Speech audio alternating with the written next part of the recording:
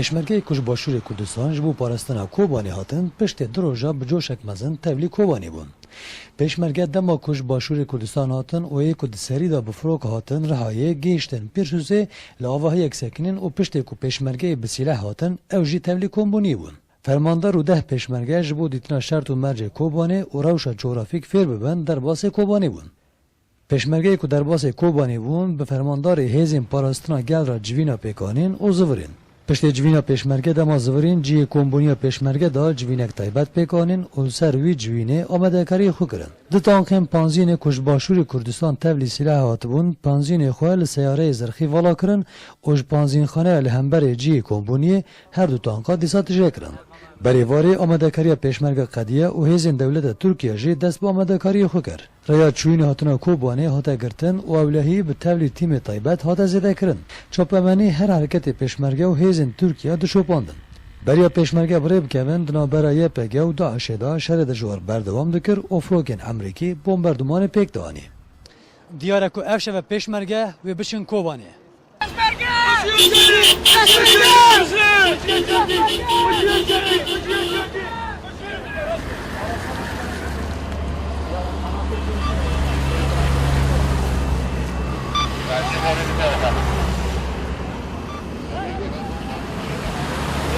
Kurdistan!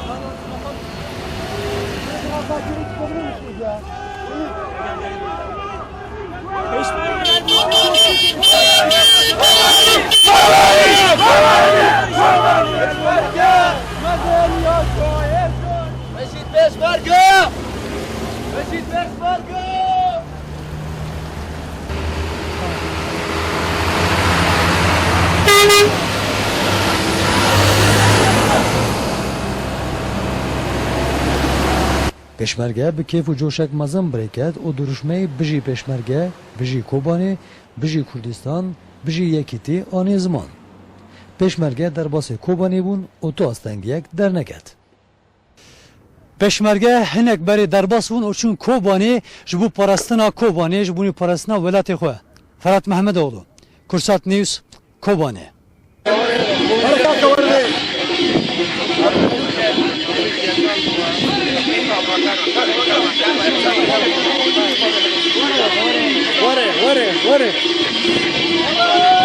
Hello.